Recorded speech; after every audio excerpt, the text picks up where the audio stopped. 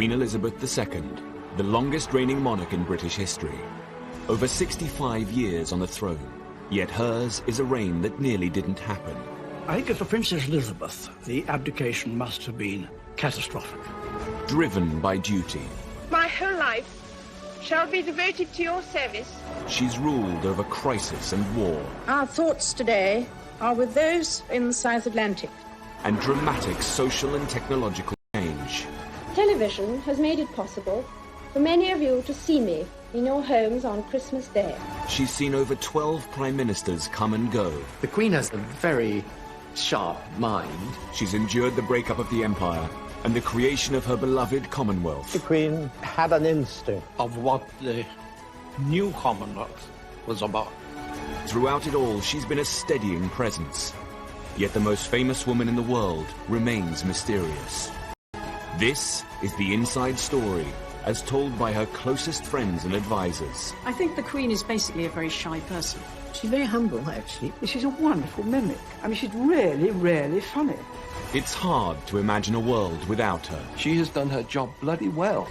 Elizabeth, the wife, the mother, the Queen.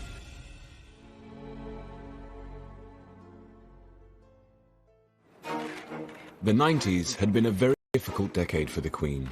She dealt with a very public backlash after the breakup of her children's marriages.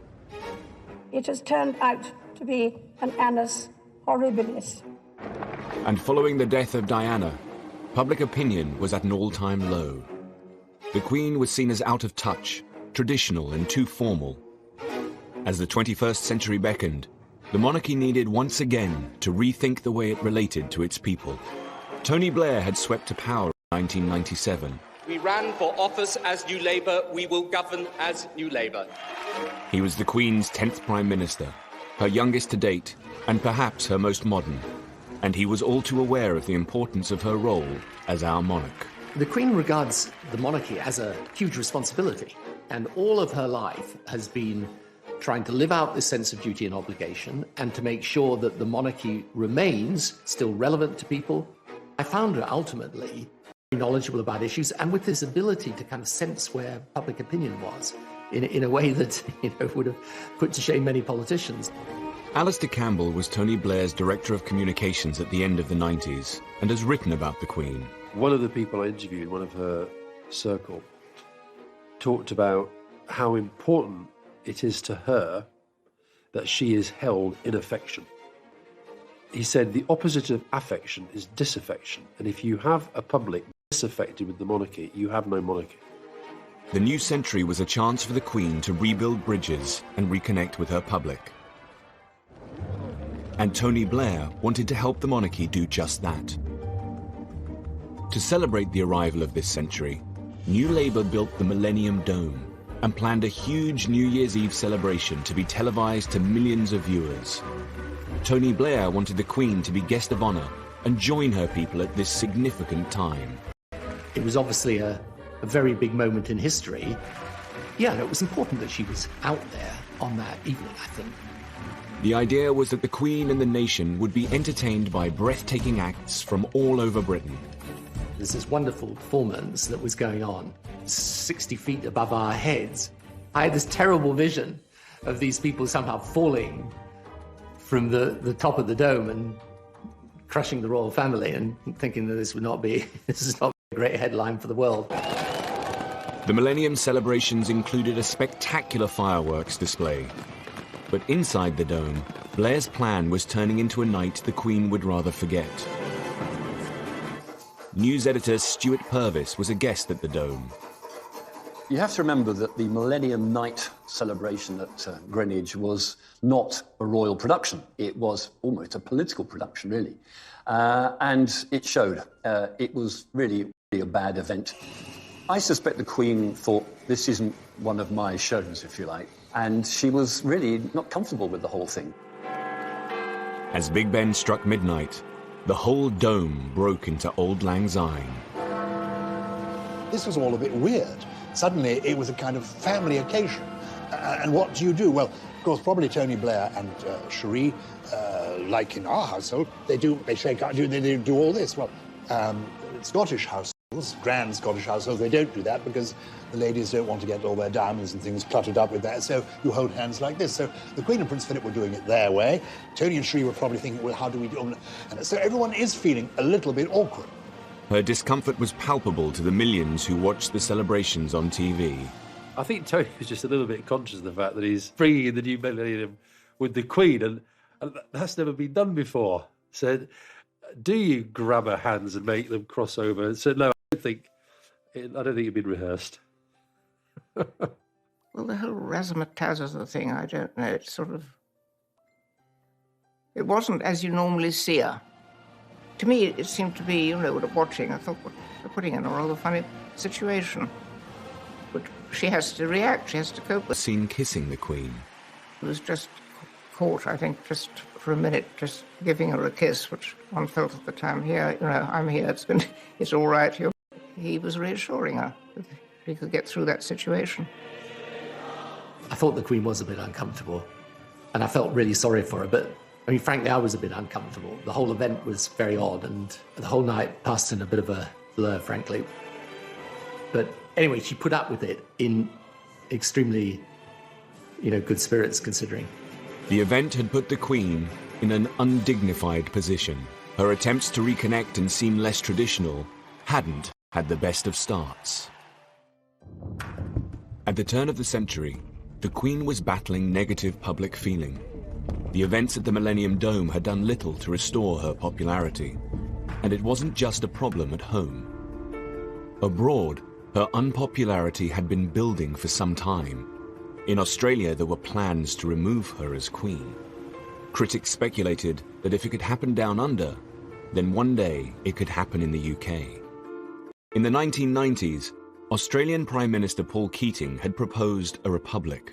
It would be the intention that as a result of this committee's deliberations and the public discussion that would follow, the Australian people would be in a position to decide by referendum later in the decade whether Australia should become a republic by the year 2001. Though there's a lot of affection for the Queen in this country still, the country's outlook and aspirations can be represented by a non-Australian. When I met the Queen in Balmoral, she said, of course, I will always take the advice of Australian ministers and the Australian people. And I said, ma'am, we'd expect no less and ask for no more. As well as Australia, the Queen was the head of 16 different nations across the globe, from Canada to Jamaica, New Zealand to Papua New Guinea. If Australia became a republic, more countries could follow suit. But despite the high stakes, she was careful not to get involved in the public debate. There was an affection there. After all, Prince Charles had been to Geelong grammar school for a term or so. I think it would be disappointing to the Queen. But on the other hand, she had really accepted that it was the decision for the Australian people to make. In 1996, Keating was replaced as Prime Minister by John Howard, a politician with monarchist sympathies. But the referendum would still go ahead as planned. I honestly do not believe Australia would be a better... And unless there's a good reason, you don't break links with your history. But even more important than that, it works. On the 6th of November 1999, Australia went to the polls. As the Queen nervously waited for the result, it looked like her 48-year rule of Australia was about to end. Well, the Queen was intensely interested in the outcome. I knew that whatever the outcome would be, she would wish Australia well and retain an interest and affection in it. When the ballots were counted, the results were a surprise to many. All 6 states had voted to keep the Queen. The country had an appointment with history, and it failed the appointment. Incidentally, the Australian rugby team were in the UK, competing in the World Rugby Cup final in Cardiff. The Queen was there to present the trophy to the winner. I'm told she was very pleased, but by the person who officially conveyed the result. What we didn't know is that the Australians would come to the UK and win the Rugby World Cup, which added a certain piquancy to it, including the Queen presenting the trophy to John Eales, the Australian captain, just after the result of the referendum. As they say in Fleet Street, you couldn't have made up. The Queen's presence at the Rugby World Cup final was a symbolic moment. For many Australians, it was cause for a double celebration. The Queen had held her own in the country she regarded with fondness. But closer to home, family worries were about to test her in a far more personal way. The Queen's sister, Princess Margaret, had been ill for some time. In 2002, her health took a turn for the worse. Princess Margaret had always been the Queen's glamorous and mischievous sister, and they were devoted to each other.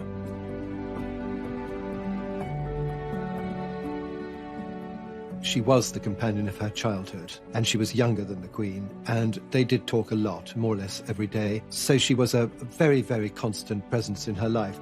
Growing up, the Queen's family had been a tight-knit unit. They called themselves Us Four. After the death of their father, two sisters became even closer, and they'd had other difficult times. In the 50s, the Queen had not been able to support her sister's relationship with divorcee Group Captain Peter Townsend. But despite this tension, they had remained close. Lady Glenconnor was one of Princess Margaret's best friends and a maid of honor at the coronation. Princess Margaret adored the Queen and was always very loyal. I mean, she always talked and was very proud of what the Queen had done and all that. During the breakup of Princess Margaret's marriage to Anthony Armstrong, with her a lot, and she sort of did her best to make it better for Princess Margaret, I think. In February 2002, Princess Margaret died from her third and final stroke. The Queen had lost her only sister. Well, I would imagine she was expecting it, because she had Princess Margaret been ill for a very long time. We were all devoted to her. She was so good to everybody, and I think a lot of people wept a lot. In a way, it was sad, but I was so glad that Princess Margaret, who had suffered so much at the end, and for somebody like that who had been so vivacious and beautiful and enjoying life, to see her in a wheelchair, unable to see, it broke my heart, actually. Princess Margaret's funeral was a relatively low-key affair for a member of the royal family. For the Queen, it was a doubly sad occasion.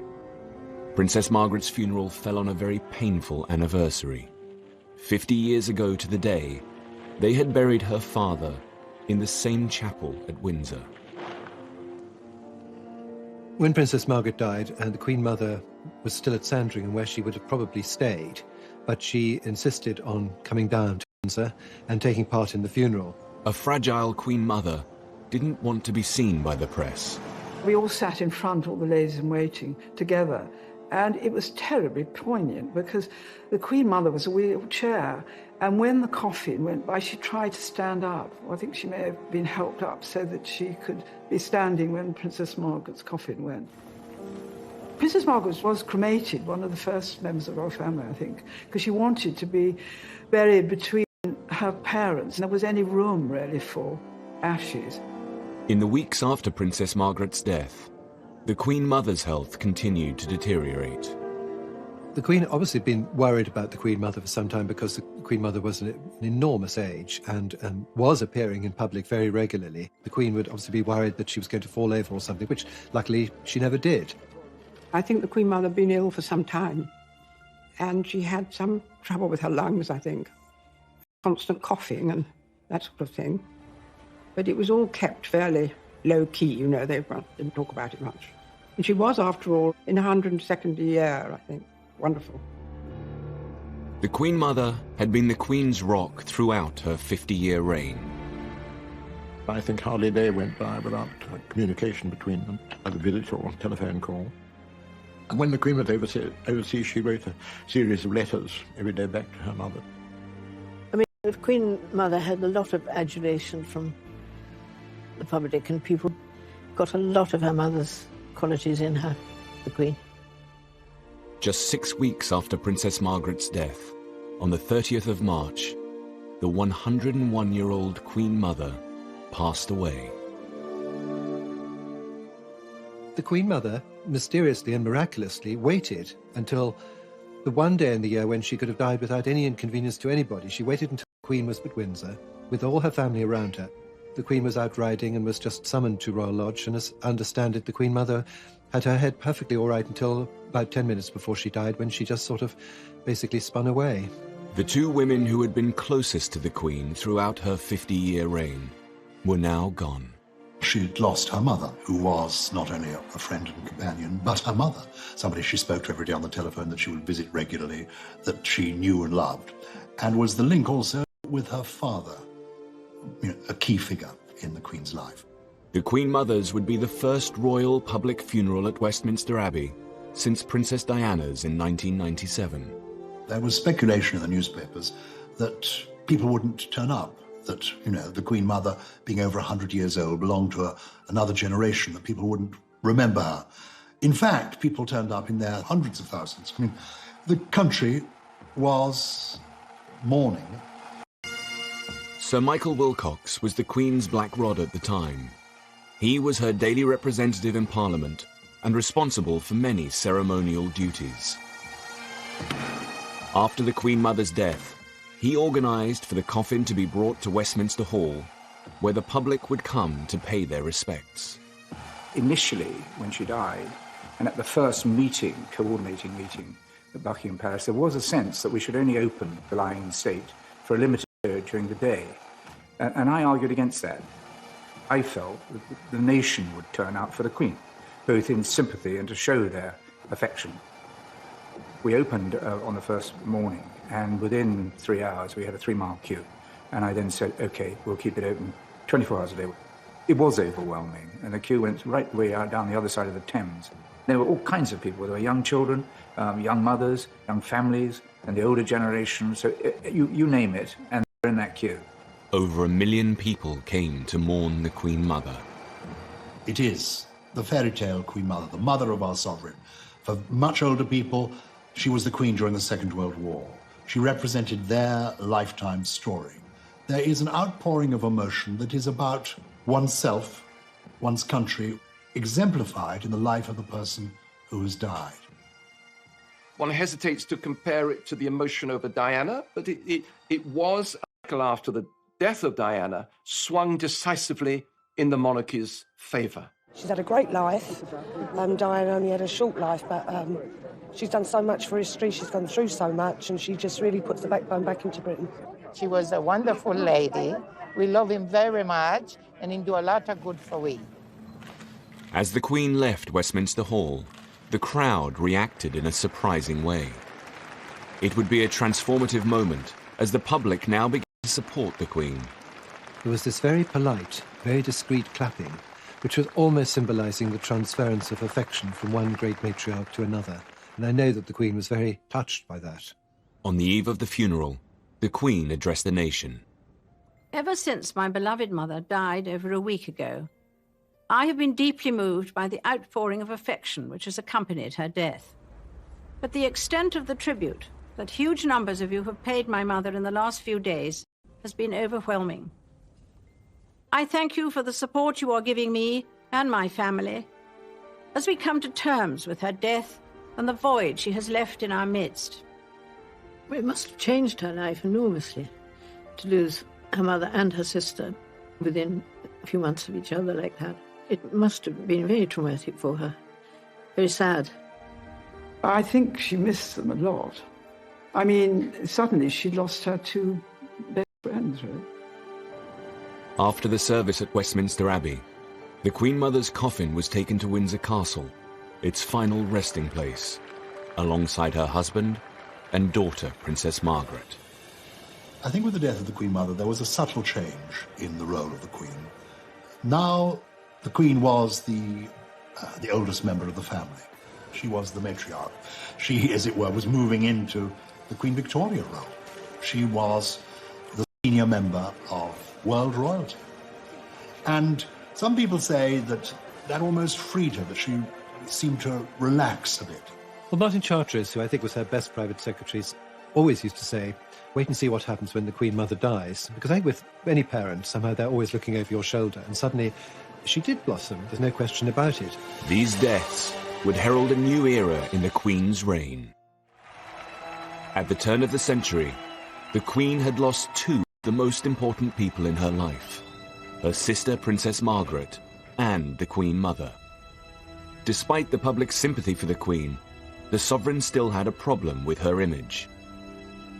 She needed a new way to connect to her people and show that she was in touch. She and her senior advisors had created a working party to develop a new strategy. They called it the Way Ahead Group. She, not just the Queen, every single member of the inner royal family came to the Way Ahead Group and private secretaries. The meetings were sometimes a bit chaotic. I recall that the Queen had a bit of a tendency to chat to whoever was sitting next to her rather than paying full attention to the proceedings. The Duke of Edinburgh had to sort of call people to order from time to time. One of the issues the group looked at was the itinerary for the Queen's public engagements. The Way Ahead Group suggested that she made her visits edgier and more inclusive. We needed to look at the way the royal programme was made up and modernise it a bit and make sure that the monarchy reflected society more accurately. I mean, there were lots of visits around the home counties because of the proximity of Windsor and Buckingham Palace. Should there be a greater geographical spread, making sure that, different parts of the country saw all this happening. When she visited industry, she tended to go to factories when actually the way the economy had moved was that there were far more service companies. For instance, in the entertainment sector, it's easier to get a little bit stuck in your ways. This was a deliberate attempt to just nudge things forward a bit. The Queen is very pragmatic. She's willing to look at the pros and cons of an argument and then go for something that's, the modern way of doing things. That's another feature of her character. 2002 would be the Queen's Golden Jubilee year, marking 50 years on the throne. But had the Queen done enough to reach out to her people? Had the Way Ahead Group's planning been successful? I remember the Silver Jubilee of 1977, and what a huge event it was, how exciting it was, the street parties. And then as we came up to the Golden Jubilee, 25 years later, 50 years of Elizabeth II on the throne, I sensed, oh goodness, it's not going to be as big an event. Somehow this last decade has been too troubled for the royal family. It's going to be a bit muted. And I think there was apprehension within Buckingham Palace as well. Critics questioned whether the general public would organise any events at all to celebrate 50 years on the throne. In 2001, the palace website included a snooker tournament and a tree planting as some of the few events being planned. The Guardian ran with the headline, "Palace plays down fear of Jubilee flop." The palace asked Lord Stirling, who had organised the Silver Jubilee, whether he could once again put together a programme of celebrations. But even he had his reservations. I said that I need about 48 hours to find out as to whether or not there will be the appetite, because so much had happened as to whether people even wanted to celebrate. Lord Stirling called his friends in big business. Get support of about close to £3 million. He now needed to get the public on side. I remember asking Murdoch and crowd how they would feel about supporting it, and Rupert in particular was hugely supportive of the Queen, etc. Rupert Murdoch's newspapers began to get behind the Golden Jubilee. The Sun tried to encourage its readers with the headline, "Have a bash for Her Madge." It would not have been sensible to have spent a lot of time saying, this is going to be the greatest event in British history. I think one of the great insights was, don't set expectations too high, and that would have come from the Queen herself, who doesn't like a fuss. The Queen's Golden Jubilee celebrations kicked off with a nationwide tour. But would the public turn out to greet her? Some were fearful that the Queen might turn up and there wouldn't be a particularly warm welcome. Or would there be a welcome at all beyond the mayor turning up and the civic dignitaries? In fact, it was a huge success.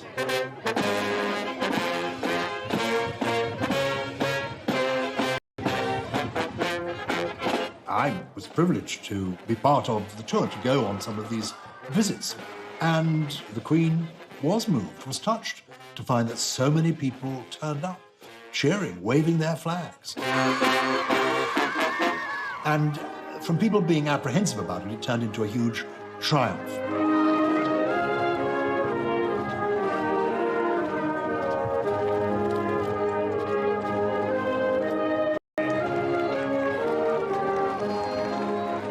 she said, "What's this?" And I said that it was a picture and I drew it for her, and she said thank you. I thought she was going to be quite nice, and she was.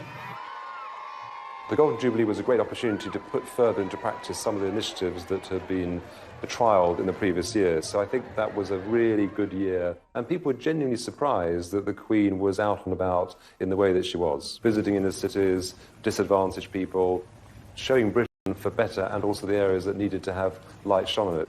In her Golden Jubilee year, the Queen also visited the industrial town of Scunthorpe and her first British mosque. To engage with the Muslim community in this way was one of the most mould-breaking decisions she'd ever made, and one of the most inclusive. The idea came after 9/11, when the terrorist attack on Twin Towers, and I said to them that I need to send a letter to Her Majesty the Queen to invite her. We got a top-class mosque in London and all this area, and she decided to not go there, but decided to come in small, tiny town, North Lincolnshire, which was great. 9/11 just happened. There was a lot of from Her Majesty the Queen to come to the mosque at that time to show that doesn't matter what happened, nobody can divide us, and we are one nation and one people. And I personally really appreciate that. She took the shoes off and she came into the mosque. We were all lined up, everybody, to meet her. We were all anxious and not really prepared, but when we met Her Majesty, it was like meeting someone that we knew from our childhood. She was such a nice, down-to-earth person. Queen takes a huge interest in people when she meets them. I mean, she doesn't just shake hands and turn away. She really wants to talk to them and to know what they're doing and what their interests are. She was very interested in the history of Islam, especially the Mecca, because we had all the pictures here, you see, and she was asking about that. And I was lucky enough to give her a Quran myself, which she accepted, and I think it's still somewhere kept in a safe place, maybe in Buckingham Palace, I don't know. And she might read it. She is Queen for all of us, and it is fantastic that we made the history. The rest of my life and other people's life, it will stay with us. You know, what she did was really, she won the heart of millions of Muslims. At the start of the century, the Queen had been unpopular and out of touch. In her Golden Jubilee year, she showed that she was prepared to evolve as she met different kinds of people and went to new places. Change has become a constant. Managing it has become an expanding discipline. The way we embrace it defines our future. Her Jubilee Parade in June 2002 was the ultimate example of this relaunch. This was a new, more inclusive kind of monarchy. 20,000 people marched down the Mall, including firemen, circus performers, Bollywood dancers, and even Hell's Angels.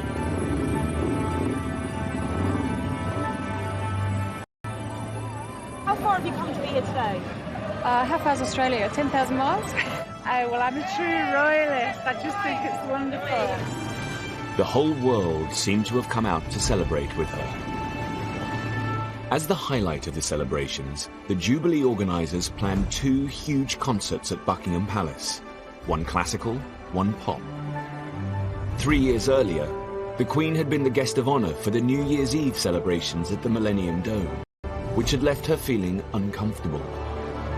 The Jubilee concerts were her opportunity to show the world that she could be less traditional, less stiff, an event to take place in its grounds. I had the pleasure of an audience with the Queen to bring her up to date as what was transpiring, and it was in her private office with one of the great bay windows at the back of the palace. And then I mentioned about the various events, and in particular, the concerts were going to take place at the palace. And she said, "Oh, yes, you must come." And come. So we went, and she took me over to the window, and of course, outside, they've got all the bulldozers and scaffolding and goodness knows what else. And she said, "Look what they're doing to my garden." It wasn't just the great and the good that were invited. The general public would get a chance to attend the party at the palace. 2 million people entered the ballot for golden tickets. Having these major events in the palace itself, I think, was a brilliant idea. As it sort of draw people into it as against having them mislead. The pop party at the palace lasted for 3 hours.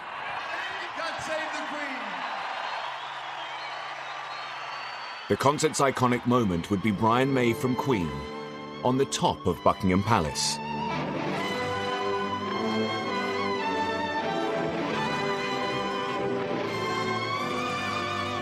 The Queen had heard her national anthem many times, but not quite like this. I think, British people are always up for a party, and I think perhaps most importantly, that actually, given the opportunity to say thank you to their sovereign, the British people will take that opportunity and they will say thank you, and that's what I think was symbolised in those events. The Queen didn't expect much of the Golden Jubilee, but perhaps with the Golden Jubilee we see the beginning of a more self-confident monarch emerging. It's her millennium, it's her turning of the clock and moving into a new, very relaxed, very happy age. The Golden Jubilee had put the Queen back on top, but there was still a problem that she needed to resolve. At the classical concert, a few rows back from Prince Charles, was his longtime mistress, Camilla Parker Bowles. This was her first public appearance in the presence of the Queen. For the Queen, to truly put the difficulties of the past decade behind her, Camilla's status in the royal family needed to be dealt with once and for all. By 2005, it became clear that Prince Charles's relationship with divorcee Camilla Parker Bowles needed to be sorted out. Camilla's presence tarnished the Queen's public image. Divorce from the early years has been the bugbear of the Queen's reign, from the abdication through Margaret and then up to Charles and Diana. It manifested itself still as an issue when it came to the remarriage of these two divorced persons, Charles and Camilla. But there was this extra for the breakup of the marriage and the tragedy of Diana. By the time of the Jubilee, Camilla was living with the Prince at Highgrove. He had always made it absolutely clear that she was a non-negotiable part of his life. So you have a situation where the Prince of Wales is basically, if I can put it like this, living with his mistress. And that's not very satisfactory, because one day he becomes head of the Church of England. She was a divorcee. He had also been divorced, but his first wife was dead. In an attempt to introduce a more positive image of Camilla, Prince Charles ran a carefully planned public relations campaign. The Camilla problem needed to be settled before his succession to the throne. If he was going to marry her, it had to happen during the Queen's reign, and so a very well orchestrated campaign set up, which took about 2 or 3 years, at the end of which they were able to marry.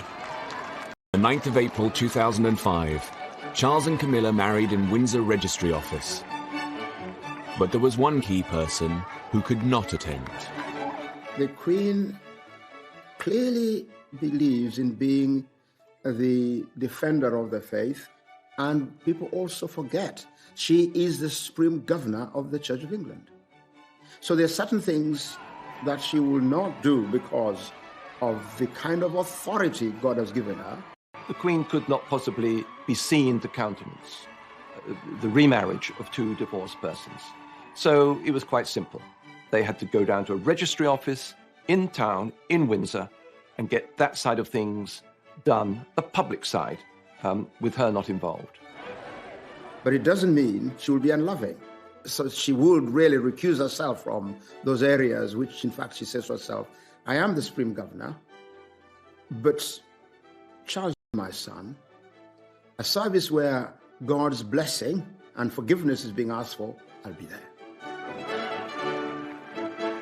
The Queen did attend the blessing and hosted their reception at Windsor Castle. Sir Nicholas Soames was one of the wedding guests. It was a wonderful day, a huge gathering in St George's Hall. And the Queen was very, very much on parade. And she made the most charming speech. It was a special day for the Queen in more than one ways, in that it was the day of the Grand National.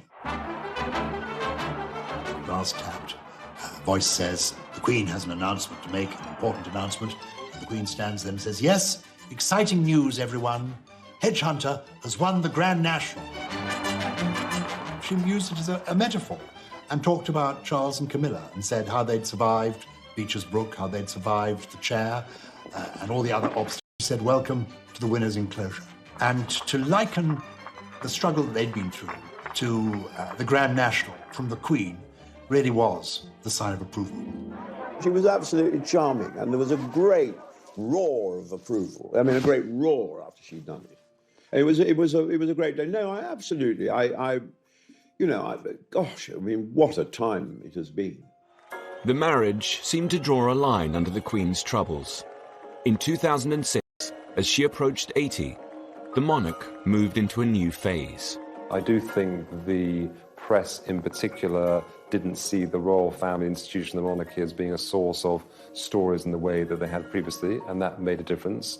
I think the country were getting used to a new generation of the royal family, and I think the fact the young princes were emerging made a huge difference. I think people began to see the Queen also not just as a mother, but as a grandmother. As the decade ended, her grandchildren began to take a more visible role in royal life. They obviously love her, and I'm sure she loves them too. And I'm sure they go to her for advice, because they couldn't have a better person to ask. I think if you asked Prince William and Prince Harry if they'd learned anything from the Queen and the Duke of Edinburgh, they would say a great deal.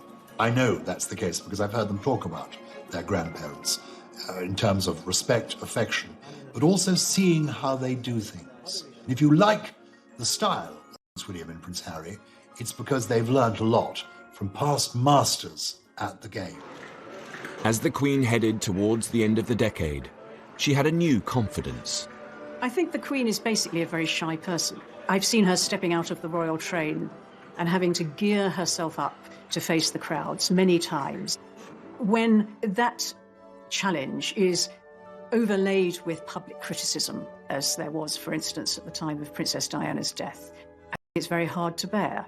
So if instead what you're reading in the newspapers and seeing on television is broadly supportive and warm towards you, you relax in turn. And that is what's happened to some degree for the Queen. Finally, she came into her own and became in many ways a different woman, clearly at ease with herself, but she is clearly totally at ease enjoying her job, and the country is enjoying her doing it and wants her to go on doing it as long as jolly well possible. She had seen personal loss with the deaths of her mother and sister. She had seen her son and heir, Prince Charles, remarry, and she had proved her relevance to the British people. At the end of the decade, her popularity had never been so high. The world now saw a more self-assured monarch, the nation's grand. Recognize that you have to be more out there with the people in today's world, but you never forget with her that she's the Queen, and that ability to retain the aura at the same time as move with the new age, that's really what marks her out, I think. In 2012, the Queen celebrated her Diamond Jubilee, marking 60 years on the throne. She became only the second monarch in British history to reach this landmark. The first had been her great-great-grandmother, Queen Victoria. Queen Elizabeth II's reign had encountered many highs and lows in its 6 decades, but she had come through them all. Inevitably, a long life can pass by many milestones. My own is no exception. As the Queen moved into her 90s, the decade would test her strength, wisdom, and moral leadership. But in 2012, the UK prepared to celebrate the Queen's Jubilee and thank her for her years of service. By the time of the Diamond Jubilee, the Queen had had a bit of practice at Jubilees. They didn't worry her so much anymore. She had entered this more serene, less controversial aspect of her reign.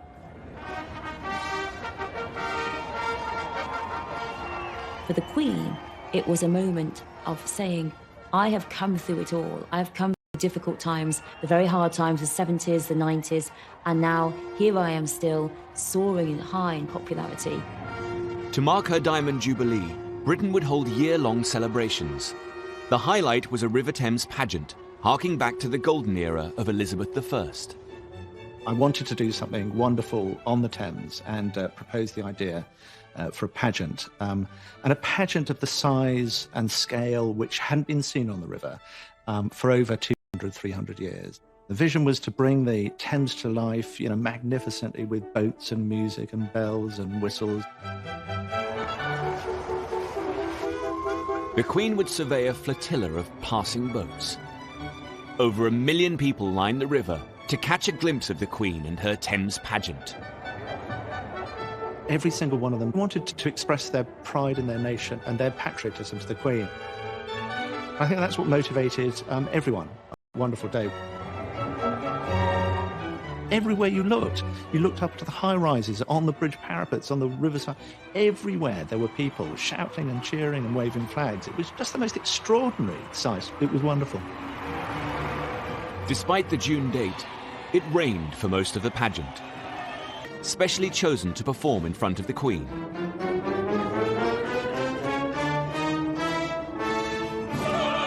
One of the singers was Monica. We sing Land of Hope and Glory, and then we're greeted by the royal family. And it is honestly one of the wettest weather experiences I've ever encountered.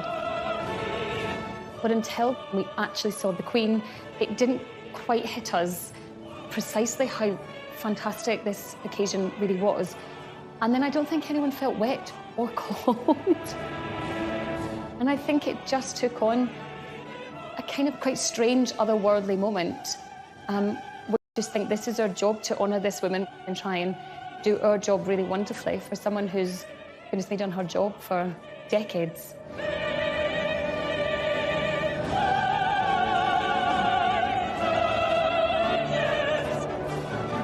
And I'll always remember the image of the singers with mascara running in the rain. I never imagined it like that in the 3 years of planning, that's the way it would turn out.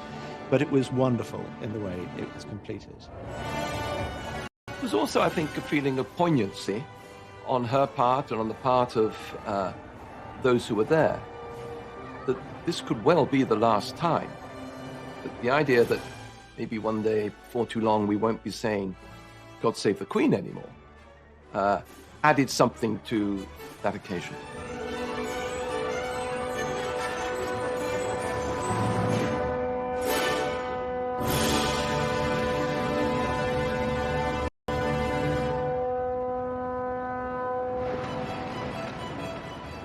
As one of the world's longest-serving sovereigns, the Queen has a unique wealth of experience to draw on. She meets more people who are experts in their field, including politicians and industry experts and people from academia, than probably anyone else around. Throughout her reign, she's received red boxes with ministerial papers and briefs from Downing Street every day. It's hard how it is when you think about the Queen every night of her life. Most people can probably go home and do what they want to do, but the red box appears every single night. As long as she's been monarch, the Queen has held a weekly audience with her Prime Minister. From Winston Churchill to Margaret Thatcher and Tony Blair. At a superficial level, she was just the Queen, listening to the Prime Minister, as it were, and exchanging different conversations with the Prime Minister. But as the time went on, in my interaction with her, I came to have a real regard for her basic judgment and perception about society, about the country, about the people of the country. All this helped to end hundreds of years of hatred against the British.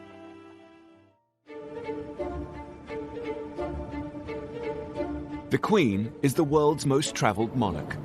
She has officially visited over 120 countries.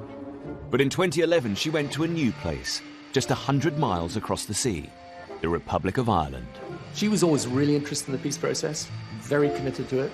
One of the few conversations where she literally picked up the phone and you held the phone, as they said, it's the Queen on the phone, was after the Northern Ireland peace agreement. For over 100 years, British rule had been viciously contested in Ireland. Hundreds of people on both sides of the water had been killed in what came to be called the Troubles. The Queen herself suffered great personal loss. In 1979, the IRA had murdered close family members, Lord Mountbatten and his 15-year-old grandson. Known to her as Uncle Dickie, his death had been a huge shock. Queen, I think, was genuinely fond of Mountbatten. It was a totally gratuitous, pointless murder. To honour this great loss, he had been given a funeral at Westminster Abbey. But I think the depth of feeling is so terrible at that time. You know, with the IRA and what they'd done, and how do you forgive, you know? But you have to move forward best you can. The Queen's visit to Ireland would be an extraordinary moment of diplomacy and would test her personal strength. The truth of it is that it had to be right from the Irish perspective. You know, there's a long history. Some of that history has been bloody and brutal, and it's a moment you've got to choose very carefully when the Queen, I mean, the symbol of Britain, comes to visit the Republic. It was obviously the Queen's own idea that she should go to Ireland, and probably had wanted to for some time. I remember thinking, you know, just hope everything's going to be all right. The visit witnessed one of the country's largest security operations. Mary McAleese was the President of Ireland, who hosted the Queen's stay. I can tell you that when we invited Her Majesty the Queen to come to Ireland, there were a lot of people who were not happy. I got the letters. We knew that there would have been people who would not have wished her well. So yes, security was massive. On her first day, the Queen went to Dublin's Garden of Remembrance, a site that commemorates the Irish. Now, here was the Queen, paying her respects. She laid a wreath, she stepped back, and she did something that nobody really expected. It's a simple thing. She inclined her head. In that gesture, you could almost hear the softening of the arteries of resentment, the softening of the anger, the winning over of people. Her speech at the state dinner in Dublin Castle stunned all of the guests. The very first words she used, to everybody's surprise, were 5 Irish words.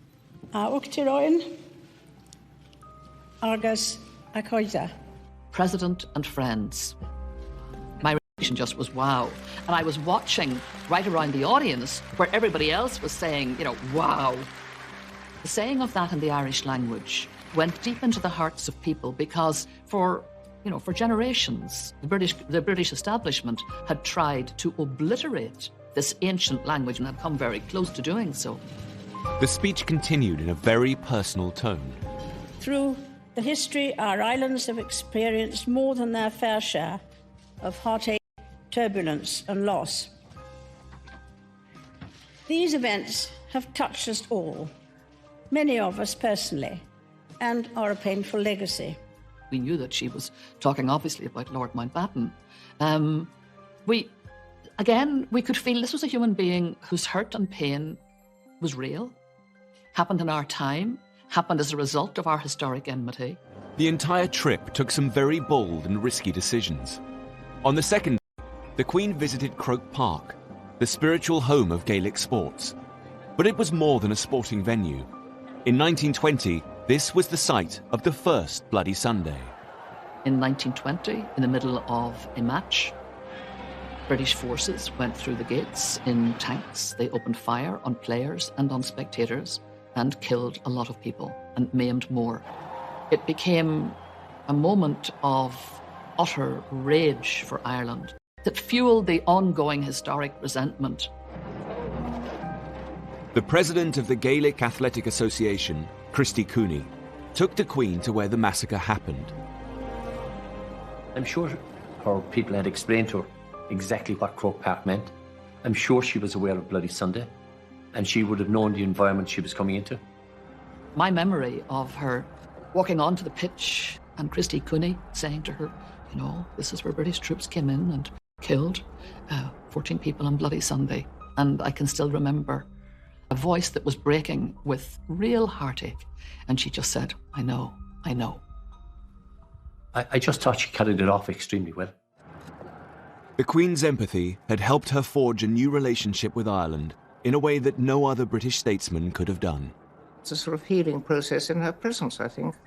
And that is for her enormous capacity to bring people together, probably wouldn't normally want to get on particularly well. The visit was a huge success and brought Ireland and Britain closer together. The Queen would take the peace process a step further a year later in a previously unimaginable act. In 2012, she flew to a charity event in Belfast, where she met with Deputy First Minister for Northern Ireland and former IRA commander, Martin McGuinness. Simple handshake between the head of the British state and a former IRA commander. To be prepared to reach out and shake the hand of the people who, has been responsible for the death of someone who was very close to her. She was prepared to overcome all of that legacy, all of that history, and in the interests of peace, to reach out and do it in a genuine way. The signal of that handshake was worth millions of words. For both sides in the equation, there would have been considerable difficulties. You can imagine the kind of pressures on both. And yet, both of them are leaders. And that's what leaders are called to do, to push out into the deep, to do the difficult thing, to do the courageous thing, to do the risky thing. I mean, what a gesture. If you can do that, I think most people could do a lot more than they do to make things better. As head of state, the Queen has built bridges in ways that no politician could have done. Back at home, her responsibility in this role is one that she's had to carefully navigate over the years. The Queen must be above politics, but she is a crucial cog in our constitution. Not only does she officially open Parliament, she is still the only person who has the power to appoint a Prime Minister. She's a person who has to be satisfied that the Prime Minister has a sound majority and a basis for exercising power. In 2010, Labour Prime Minister Gordon Brown called a general election. The polls showed that there may not be a clear winner, which would leave the Queen in an unprecedented scenario about who to appoint as Prime Minister. I was working in Number 10 at the time as the Prime Minister's official spokesman, and it was pretty clear in the run-up to that election that it was either going to be a hung parliament or a coalition government, so we could actually work out what would happen. As a result, the Queen's advisers came up with a set of written guidelines, for the first time defining what part she should play.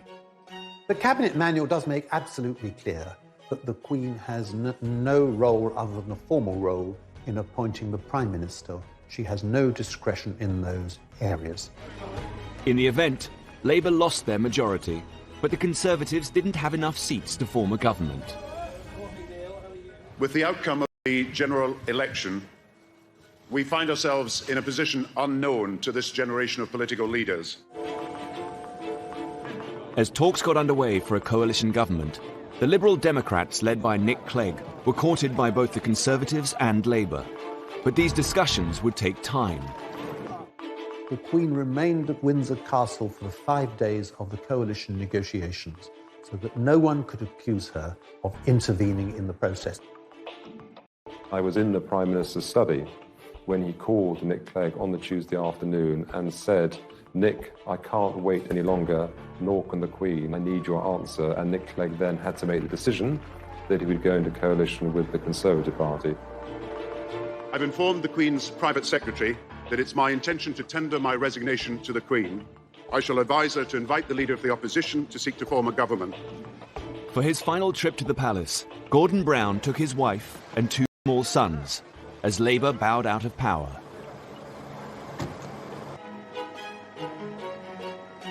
The Queen's private secretary could now call David Cameron to the palace. He would become her 12th Prime Minister and her youngest to date. She has understood the role of the Crown in the British Constitution so that our political system can work. And she makes it work by not interfering. The Queen has been driven throughout her long reign by commitment to public duties. But it's her personal passions that reveal the most about her. The Queen's long reign has presented her with many challenges. But one passion that's never waned is her love of horses. The Queen is not only very keen on horses, but is also one of the great horse experts we've got in this country. And I'm sure for Her Majesty the Queen, who has been involved with horses for all her life, she finds them a great way to relax and to reflect. Oh, I think the Queen is happy because though she's driven by duty, sustained by faith, she has her passion in life, her dogs and her horses, and they do keep her happy.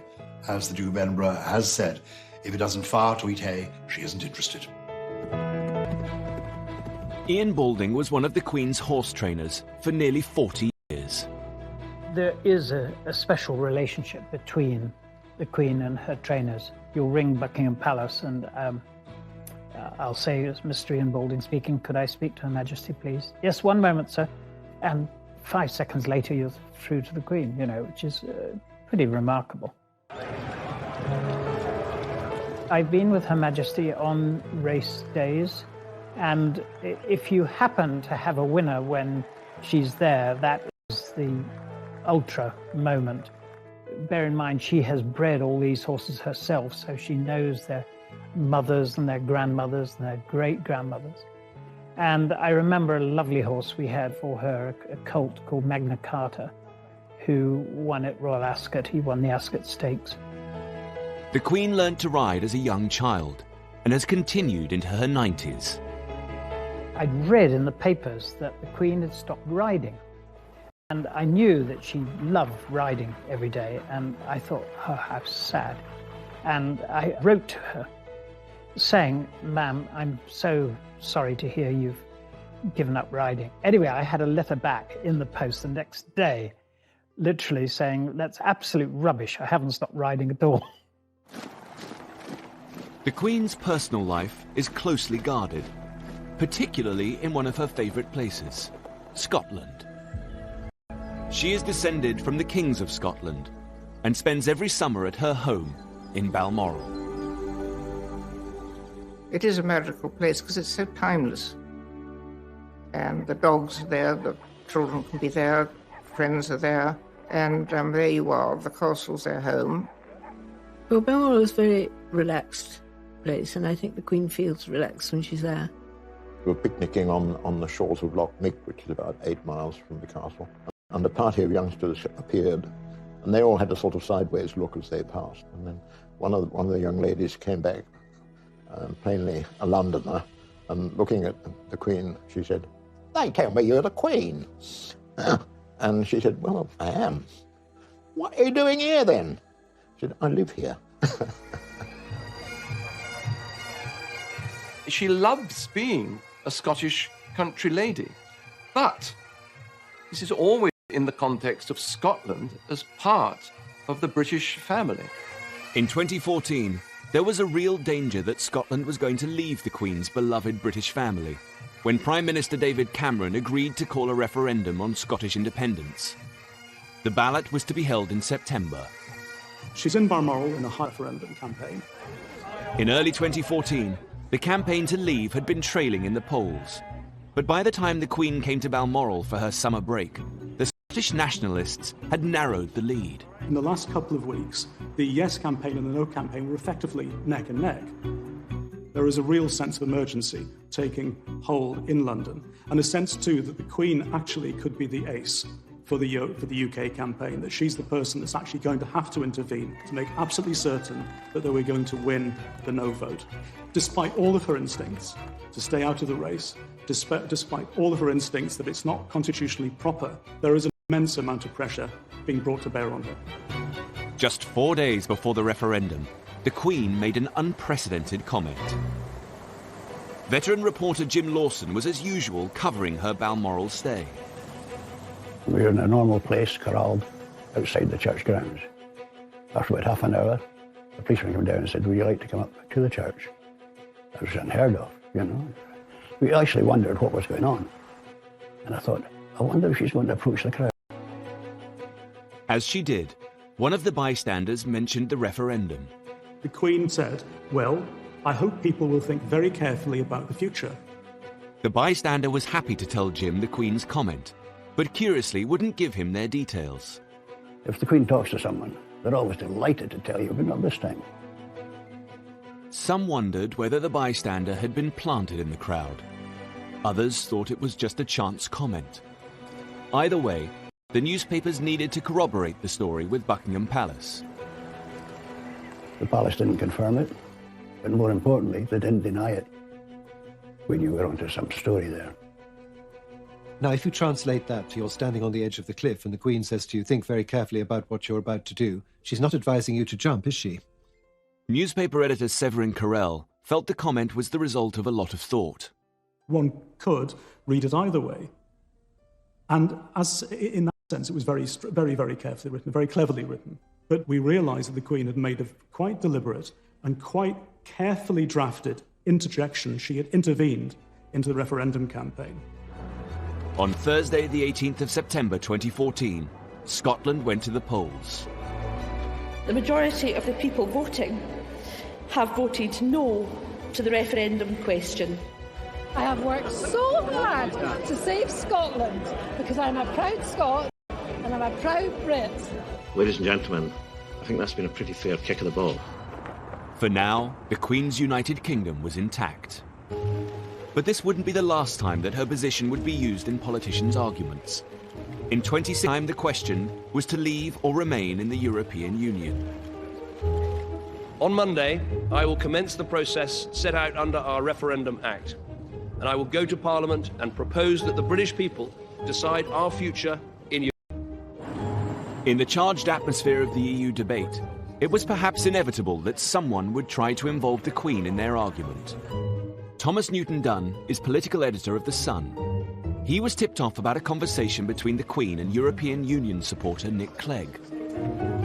Well, I was told a most fascinating story by an impeccable source of an extraordinary row during a lunch she held in Windsor Castle. And so this is going back to 2011, 2012 now. They ended up discussing Europe. The Queen ended up getting into quite a lively dust-up with the Deputy Prime Minister, who was a very strong pro-European politician. The Queen was putting forward some very strong views on the future shape of Europe and the direction which Europe was going in. The Sun wasn't only planning to report the alleged conversation, but to boost it by quoting prominent Brexiteers. This led to their infamous headline.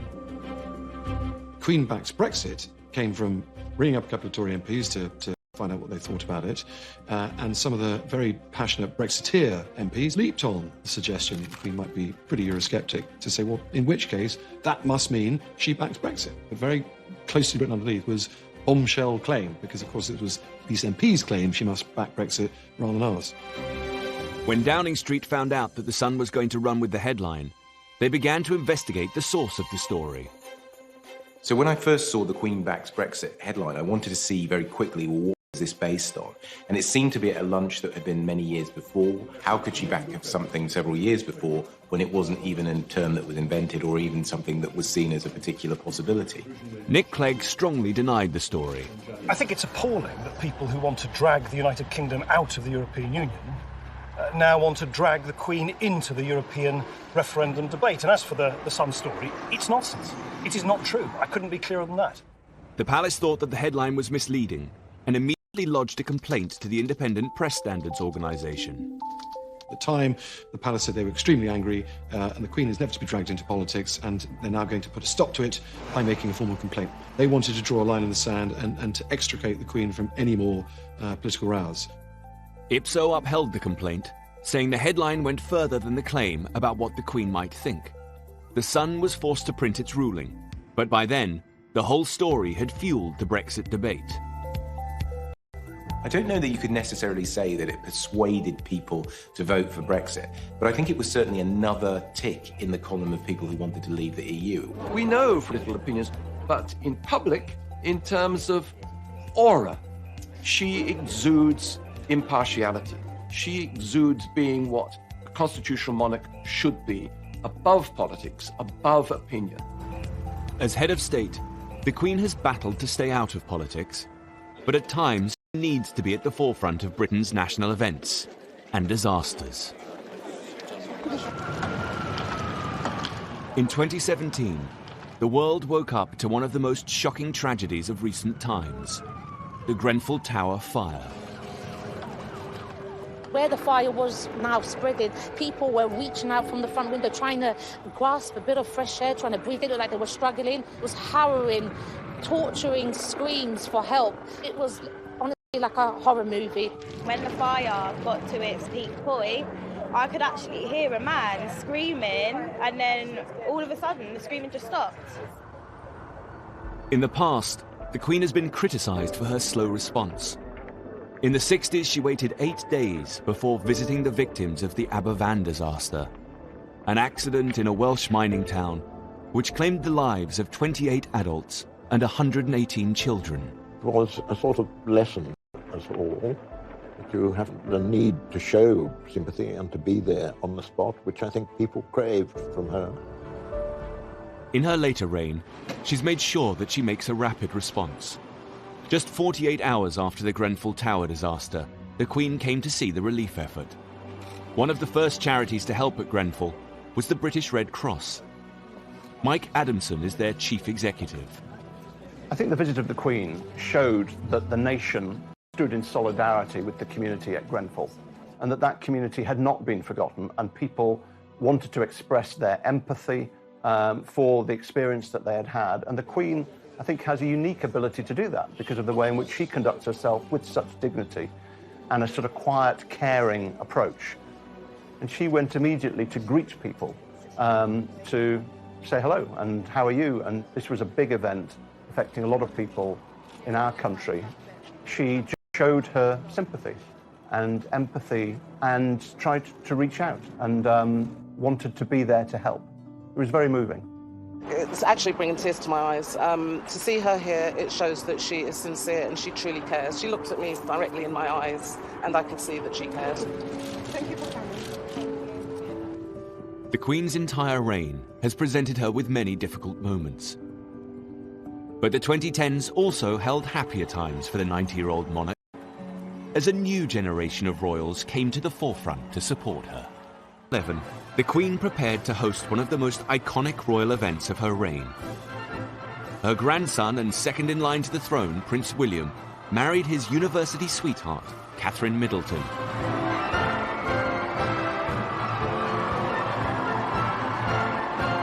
It was a significant moment for the Queen's succession.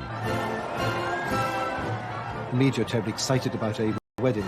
The transparent happiness of the young couple just permeated right through the occasion, and that must have absolutely delighted the Queen. Marriage is vital to the royal family. It's about stability, it's the fact that you're going to continue down the generations, it's all about passing on the gene. Special relationship with all her grandchildren, particularly Prince William. It was the Queen herself who gave Prince William his constitutional history lessons. And when he becomes king, it is in her constitutional style that he proposes to reign. I think the Queen and her grandchildren are all very close, and she takes great interest in them. And they're getting to the age now when they want to help. But it always makes me cross that people concentrate so much on Prince William and forget the fact that he's not the heir to the throne, Prince of Wales is. Prince Charles's style is in stark contrast to his mother. While she tries to remain politically neutral, her son has always made his views very clear. Prince Charles consciously set out to take advantage of the relative constitutional freedom that a Prince of Wales has, as opposed to the monarch, to push the causes that he believes in. Therefore, he has felt it totally within his remit to write letters lobbying unashamedly prime ministers, ministers, members of the Church of England, bishops, to get his point of view across. He didn't write me that many letters, but when he did, they were perfectly sensible things. I mean, and they were much more in the sense of saying, look, I've been talking to people, for example, about countryside issues, or they might be about defense questions, and certainly around issues to do with climate change, the environment, and so on. He seems to have proclaimed that this is going to continue once he becomes king. And he believes he can rule in a different constitutional style from his mother. He will do very well. But, you know, I think that's all in the future. But I don't think one wants to be under any delusion of the fact that this will be a great task. As the Queen continues into her 90s, Prince Charles has begun to take on more of his mother's responsibilities. On Remembrance Sunday 2017, he laid the wreath at the cenotaph. As head of the armed forces, it's one of the Queen's most symbolic duties and points to a changing of the guard. One of the Queen's most important legacies will also be the Commonwealth. In an era that might otherwise have seen the disappearance of things monarchical, she brought it into the 21st century. You can't quantify it. She really has been part of the invisible glue holding it together. And the Commonwealth, in turn, has valued her energy, her commitment, her good humour, and her enjoyment of it enormously. Thank you, Mr. Prime Minister of Canada, for making me feel so old. In 2018, there was confirmation that Prince Charles will succeed the Queen as head of the Commonwealth. It was the latest in a series of landmark events for the royal family in just a few years. In July 2013, Prince George was born to the Duke and Duchess of Cambridge. For the first time since the reign of Queen Victoria, there was a monarch and 3 generations of direct successors to the throne: Prince Charles, Prince William, and Prince George. Suddenly you have this wonderful 4-tier royal family, because there's the Queen and Prince Philip still very much out and about and operating. You have Prince Charles doing his own thing with Camilla, and you have the Duke and Duchess of Cambridge, what I think of as slightly more informal, younger, the open shirt, if you like, attitude to royalty. However, just a few years later, Prince Philip decided he could no longer be out and about and announced his retirement from public duty. In 2017, then 96 years old, he took the salute at Buckingham Palace as Captain General of the Royal Marines, his final solo public engagement after 65 years of service. Over the course of a life that has spanned more than 9 decades, the Queen's history has been our history. She has been the only monarch that most of us have ever known. She has breathed new life into the monarchy. Can you imagine the Georges deciding that they had to open up Buckingham Palace? Can you imagine Victoria doing walkabouts? Historians of the future will look periods in the history of the monarchy. She has been the very essence of what a constitutional monarch should be, a lesson, not just to Britain, but to the world as a whole. That here in the 21st century, a monarchy can work. We don't think of inherited privilege when we think of Elizabeth II. We think of a woman who's done her job bloody well. Britain's longest-serving monarch has seen a time of unprecedented change. She's transformed from shy Lilibet to head of the nation and a world leader. She's also had a very interesting time. I mean, she's met over the years everybody, from Mandela to all the American presidents, I think that she has enjoyed being Queen. We've lived through the most extraordinary times of enormous change, but we've had this thread of total stability with the Queen and Prince Philip. They're the rocks in a very stormy sea. Anybody who's had the privilege of meeting the Queen will know that it's one of those life-defining moments. She's absolutely lovely. There's a wonderful blue twinkle to her. She's got a very dry sense of humour. I can't think of anybody who I know who's met her and who has not been completely blown away by the experience. She is the sovereign, and has been for a very long time. And to her, that's her life and her dedication. And she's never let us down, and she's not going to. I met the Queen first when I was 12 years old, and I have never, ever come away from a meeting with her that one doesn't feel that you are in the presence of someone truly exceptional. They will be very, very big shoes to fill. Very big shoes. Queen Elizabeth II has steered her family through times of incredible happiness and crippling grief and loss. Her monarchy has been through crises, but she has managed to adapt and modernize. She's brought a special brand of magic to the House of Windsor. She's a woman driven by her duty to serve the British and Commonwealth peoples. Hers has been a remarkable reign, and she will always be our Queen. Good night, and good luck to you all. Good luck to you all. Good luck to you all.